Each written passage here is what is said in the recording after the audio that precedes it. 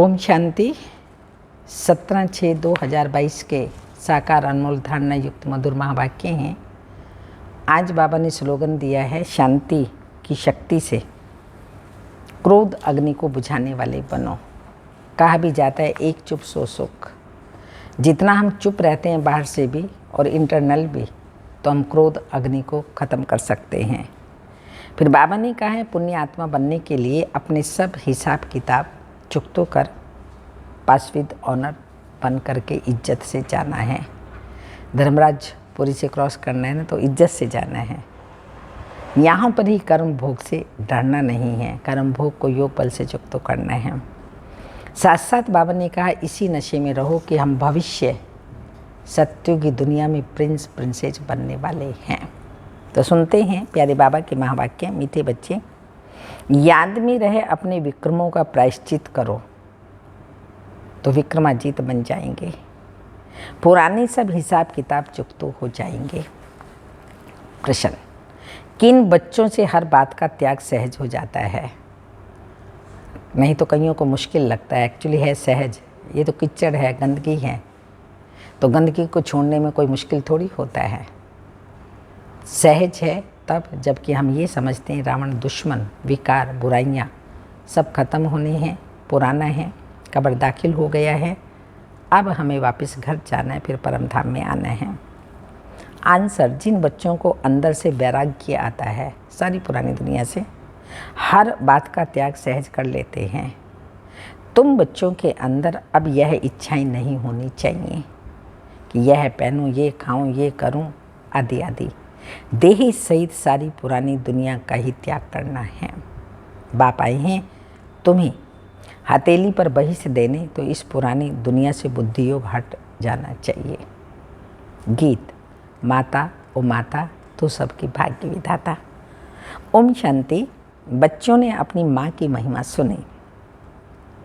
बच्चे तो बहुत हैं, समझा जाता है बरोबर बाप है तो जरूर माँ भी है। रचना के लिए माता जरूर होती है। भारत में माता के लिए बहुत अच्छी महिमा गाई जाती है। बड़ा मेला लगता है जगदम्बा का। कोई ना कोई प्रकार से माँ की पूजा होती है, बाप की भी होती रहेगी। वह जगदम्बा है तो जगत पिता भी है। जगदम्बा साकार में है तो जगत पिता भी साकार में है। इन दोनों को रचयिता ही कहेंगे। यहाँ तो साकार है ना, निराकार को ही कहा जाता है गॉड फादर। मदर फादर का राज तो समझाया गया है। छोटी माँ भी है। कौन सी है छोटी माँ? मम्मा मातेश्वरी जी। बड़ी माँ भी है, बड़ी माँ ब्रह्मा। महिमा छोटी माँ की है।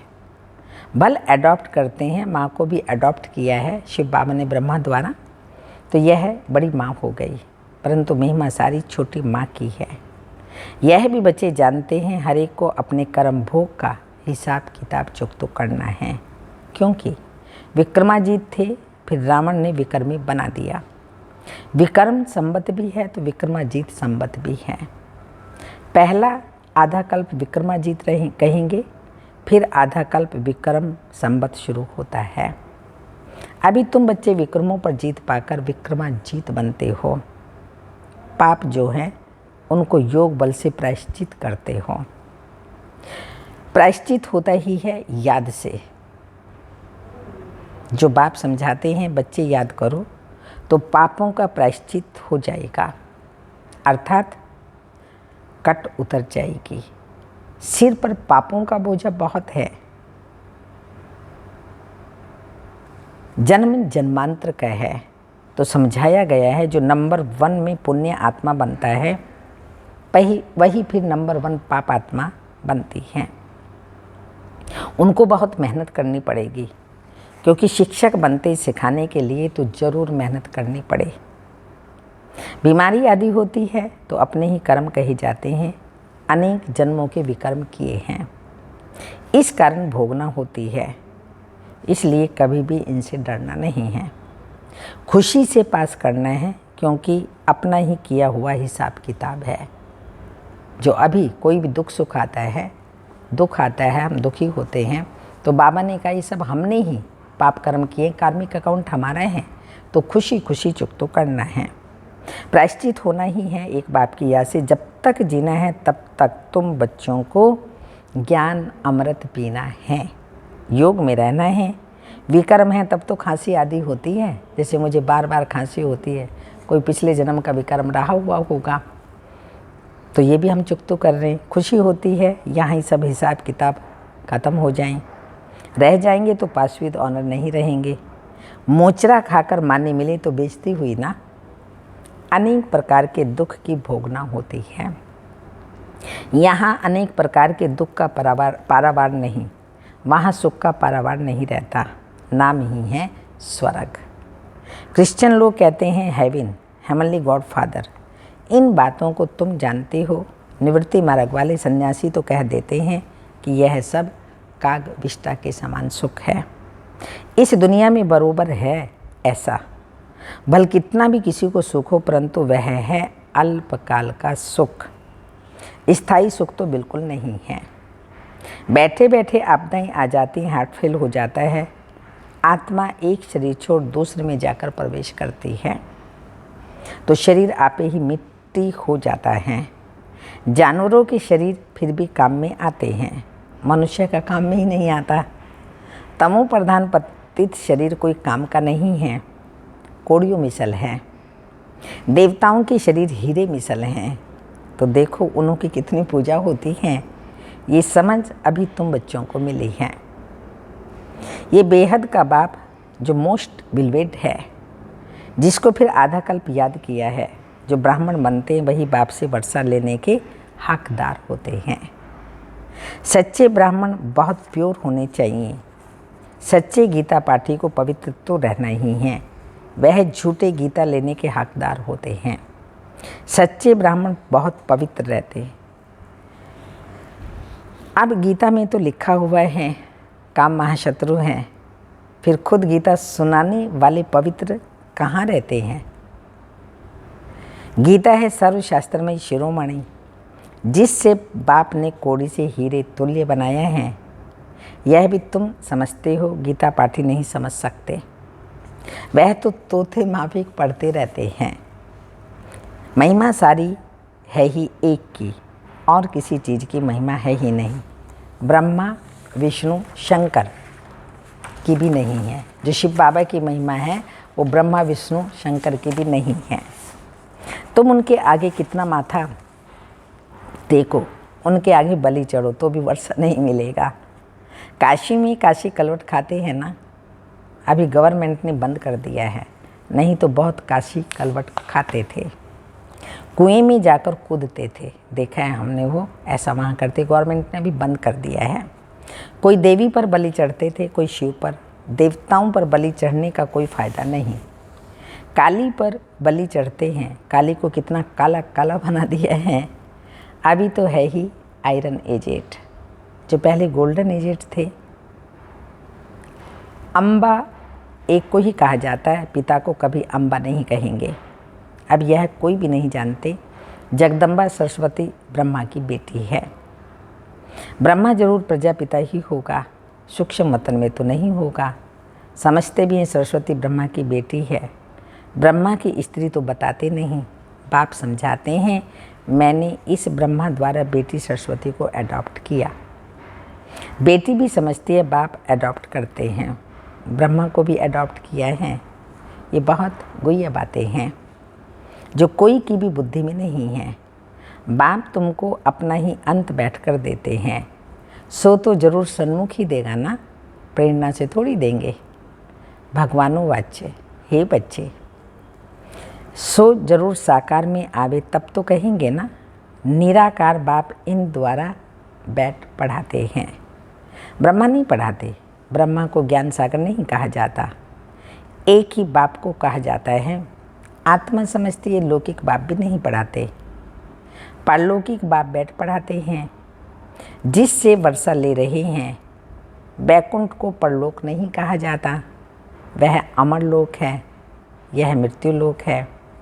परलोक अर्थात जहाँ हम आत्माएं रहती हैं, यह परलोक नहीं है। हम आत्माएं आती हैं इस लोक में, परलोक में हम आत्माओं का लोक। तुमने राज्य इस भारत में ही किया है। परलोक में नहीं, परलोक का राजा नहीं कहेंगे। कहते हैं लोक परलोक सुहेला हो, तो यह स्थूल लोक और फिर परलोक सुहेला बन जाता है। वही भारत वैकुंठ था फिर बनेगा। यह मृत्युलोक, लोक में मनुष्य रहते हैं, कहते हैं वैकुंठ लोक में जामे। दिलवाला मंदिर में भी नीचे तपस्या में बैठे हैं, ऊपर में वैकुंठ के लिए चित्र बनाए हैं। समझते हैं फलाना वैकुंठ पधारा, परंतु वैकुंठ तो कोई होता ही नहीं। हाँ, ऊपर में नहीं होता, इसी धरा पर होता है। जब ये वैशाल्य है कलयुग है तब नहीं, जब ये समाप्त होता है, परिवर्तन होता है, फिर वो आता है। ऊपर में वैकुंठ के चित्र बनाए हैं।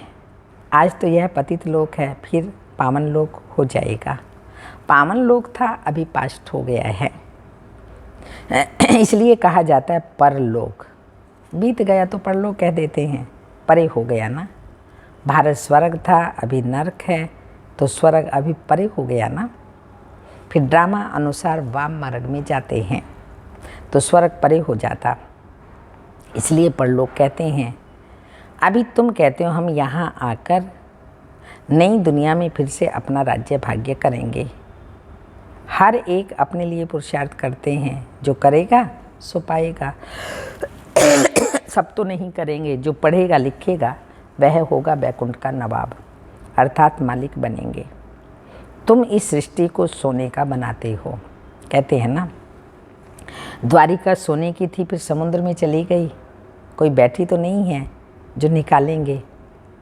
भारत स्वर्ग था, देवताएं राज्य करते थे, अभी तो कुछ नहीं है, फिर सब कुछ सोने का बनाना पड़ेगा। ऐसे नहीं वहाँ सोने के महल निकालने से निकल आएंगे, सब कुछ बनाना पड़ेगा। नशा होना चाहिए, कौन सा? हम प्रिंस प्रिंसेस बन रहे हैं। यह है प्रिंस प्रिंसेस की कॉलेज, वह है प्रिंस प्रिंसेस के पढ़ने की कॉलेज। तुम राजाई लेने के लिए पढ़ रहे हो, वह पास्ट जन्म में दान पुण्य करने से राजा के घर में जन्म ले प्रिंस बने ना। वह कॉलेज कितनी अच्छी होगी, कितने अच्छे कोच आदि होंगे, टीचर के लिए भी अच्छा कोच होगा।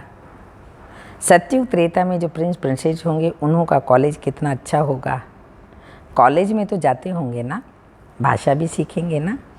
उन सतयुगी प्रिंस प्रिंसेस का कॉलेज और द्वापर के भिखारी प्रिंस प्रिंसेस का कॉलेज देखो, और तुम प्रिंस प्रिंसेस बनने वाले का कॉलेज देखो।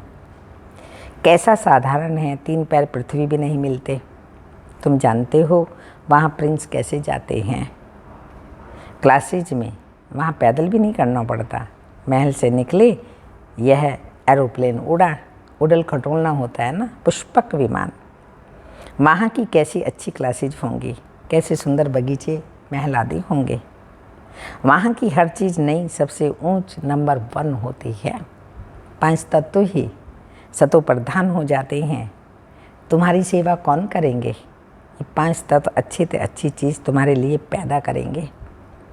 जब कोई फल बहुत अच्छा कहाँ से निकलता है, वो राजा रानी को सौगात भेजते हैं।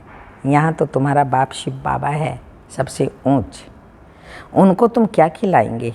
ये कोई चीज़ की इच्छा नहीं रखते, ये पहनूं, ये खाऊं, ये करूं, आदि आदि। तुम बच्चों को भी यह इच्छाएं नहीं होनी चाहिए।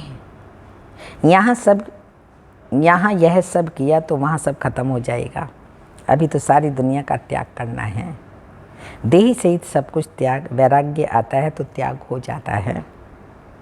बाबा कहते हैं मैं तुम बच्चों को हथेली पर बहिष्ठ देने आया हूँ।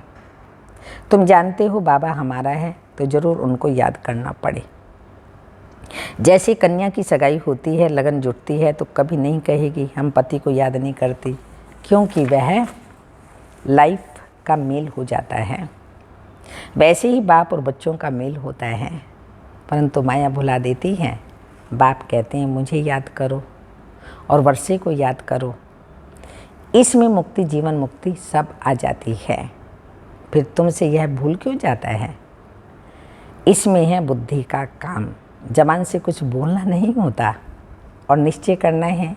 हम जानते हैं पवित्र रह, पवित्र दुनिया का वर्षा लेना है। इसमें समझने की बात है। तो बाप कहते हैं मुझे याद करो। इसका अर्थ है ही मन मना भाव। हम बाबा के बने हैं। शिव बाबा पतितों को पावन बनाने वाला है।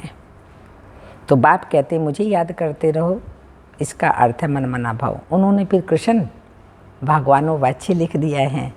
पतित पावन तो एक ही है, सर्व का सदगति दाता एक है, एक को ही याद करना है। कहते हैं मुझ एक बाप को भूलने के कारण कितनों को याद करते रहते हो। एक को याद करना मुश्किल है। दुनिया कितनी बड़ी है, जन जन को याद करना कितना मुश्किल होता है, पर वो सहज है, ये मुश्किल है। अभी तुम मुझे याद करो, एक को याद करना है। सर्व का सदगति दाता एक है। मुझे याद करो तो विक्रमाजीत राजा बन जाएंगे। विक्रमाजीत राजा और विक्रमी राजा का फर्क भी बताया है ना। पूज्य से पुजारी बन जाते हैं, नीचे आना ही है। वैश्यवंश फिर शूद्रवंश। वैश्यवंशी बनना माना वाम मार्ग में आना। हिस्ट्री ज्योग्राफी तो सारी बुद्धि में है, इस पर कहानियाँ भी बहुत हैं। वहाँ मोह की बात नहीं रहती। बच्चे आदि बहुत मौज में रहते हैं, ऑटोमेटिक अच्छी रीति पलते हैं। दास दासियाँ तो आगे रहते ही हैं।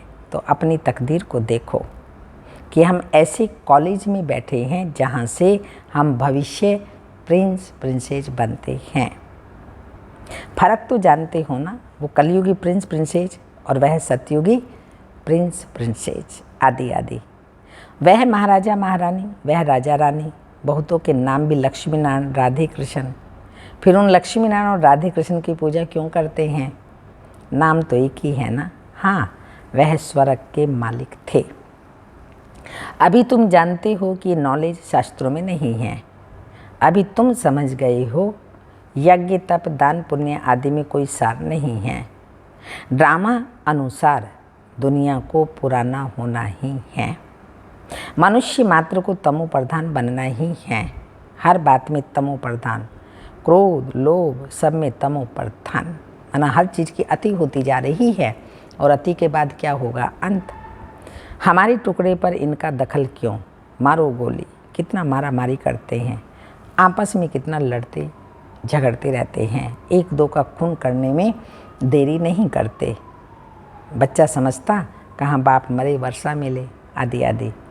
ऐसी तमो प्रधान दुनिया का अब विनाश होना ही है। फिर क्या होगा? सतो प्रधान दुनिया आएगी, जहाँ न लड़ाई होगा, न झगड़ा होगा, न कोर्ट होंगे, न कचहरी होगा, न हॉस्पिटल होंगे, न पुलिस होगी। कोई भी वहाँ पर इस प्रकार की चीज़ें नहीं होगी। एक धर्म, एक राज्य, एक भाषा। राज्य सत्ता एक लक्ष्मी नारायण के हाथों में ही होगी, क्योंकि एक शिव बाबा ने वो राज्य स्थापन किया। अच्छा, मीठे मीठे सिक्के लदे बच्चों प्रति माता पिता बाप दादा का याद प्यार। Good morning, diamond morning. रूहानी बाप की रूहानी बच्चों को नमस्ते। हम रूहानी बच्चों के रूहानी माता पिता बाप दादा को याद प्यार। गुड मॉर्निंग, डायमंड मॉर्निंग, ओम नमस्ते। धारणा के लिए मुख्य सार है, पुण्य आत्मा बनने के लिए याद की मेहनत करनी है। सब हिसाब किताब समाप्त कर पास विद ऑनर हो इज्जत से जाना है। धर्मराजपुरी में इज्जत से जाना है। क्रॉस करना है ना, तो अपने सतयुग से पहले परमधाम जाना है, फिर सतयुग में आना है। लेकिन इससे पहले क्रॉस करना है धर्मराजपुरी से, तो इज्जत से जाना है। इसलिए कर्म भोग से डरना नहीं है, खुशी खुशी चुक तो करना है। सेकंड पॉइंट, सदा इसी नशे में रहना है कि हम भविष्य प्रिंसेस बन रहे हैं। यह है प्रिंस प्रिंसेस बनने की कॉलेज। वरदान, अचल स्थिति द्वारा मास्टर दाता बनने वाले विश्व कल्याणकारी भव। जो अचल स्थिति वाले हैं उनके अंदर यही शुभ कामना उत्पन्न होती है कि यह भी अचल बन जाए, दूसरा कोई अचल हो जाए। जो जैसा होता है वैसे ही बनाता है ना, तो स्वयं हम अचल बनते हैं, तो इच्छा होती है ये भी बन जाए। अचल स्थिति वालों का विशेष गुण होता है कौन सा? रहम दिल। हर आत्मा के प्रति सदा दातापन की भावना होगी। उनका विशेष टाइटल है विश्व कल्याणकारी। उनके अंदर किसी भी आत्मा के प्रति जो रहम दिल होंगे, किसी भी आत्मा के प्रति घृणा भाव, द्वेष भाव, ईर्ष्या भाव, ग्लानि का भाव उत्पन्न नहीं हो सकता। ये नेगेटिविटी का भाव उत्पन्न हो ही नहीं सकता। सदा ही कल्याण का भाव होगा। स्लोगन: शांति की शक्ति अन्य के क्रोध अग्नि को बुझाने का साधन है। आप चुप हैं, शांत हैं, तो अन्य का क्रोध आप ही बुझ जाएगा। शांति की शक्ति ही अन्य के क्रोध अग्नि को बुझाने का साधन है। अमृत वेला। सर्व खजानों की चाबी बाबा है।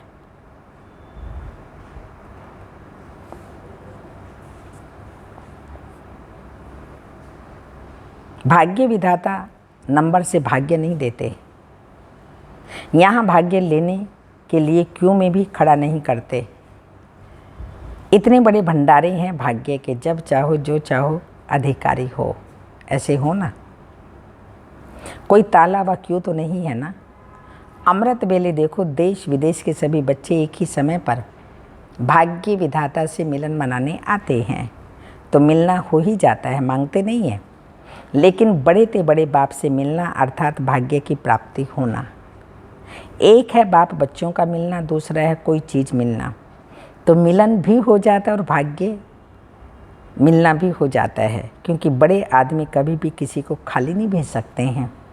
तो बाप तो है ही विधाता वरदाता, भरपूर भंडारे, तो खाली कैसे भेज सकते हैं। फिर भाग्यशाली सौभाग्यशाली, पद्मा पद्म भाग्यशाली, ऐसे बनते हैं। देने वाला भी है, भाग्य का खजाना भी भरपूर है, समय का भी वरदान है। इन सब बातों का ज्ञान भी है, अनजान भी नहीं है, फिर भी अंतर क्यों। ड्रामा अनुसार ड्रामा को अभी ही वरदान है, इसलिए ड्रामा नहीं कह सकते। विधि भी देखो कितनी सरल है, कोई मेहनत भी नहीं बताते, धक्के भी नहीं खिलाते, खर्चा भी नहीं कराते। विधि है कौन सी? एक शब्द की। कौन सा एक शब्द? एक शब्द जानते हो, एक ही शब्द। कौन सा है वो एक शब्द? सर्व खजानों व श्रेष्ठ भाग्य की चाबी है। वही चाबी है, वही विधि है। वो क्या है? वो चाबी विधि कौन सी है? यह है बाबा शब्द ही चाबी और विधि है। तो चाबी तो सबके पास है ना, फिर फर्क क्यों? नंबरवार क्यों बन जाते हैं? बाबा की एक ही चाबी है, एक ही समय है, सब कुछ बाबा ने एक ही दिया है, फिर भी नंबरवार क्यों? क्योंकि विधि से वो कार्य नहीं करते तो सिद्धि प्राप्त नहीं होती। राजधानी स्थापन हो रही है, राजधानी में तो सब प्रकार के चाहिए, महाराजा, राजा, प्रजा, दास दासियाँ, रॉयल फैमिली, फिर धीरे धीरे चंडाल आदि सबके सब चाहिए। तो जैसा जैसा हम पुरुषार्थ करते हैं, पुरुषार्थी नंबरवार होते हैं, महारथी, घोड़ेसवार और प्यादे। तो इसलिए बाबा कहते हैं लेने वाले नंबर बना देते, मैं किसी को नंबरवार नहीं देता हूँ। एक मुरली है, मर्यादाएं एक है, श्रीमत एक है, पढ़ाई एक है, देने वाला एक है, दाता एक है, फिर भी नंबर बन जाते हैं। क्यों? क्योंकि लेने वाले नहीं ले पाते। कहते ना, देंदा दे लेंदा थक पाए। अच्छा, ओम शांति।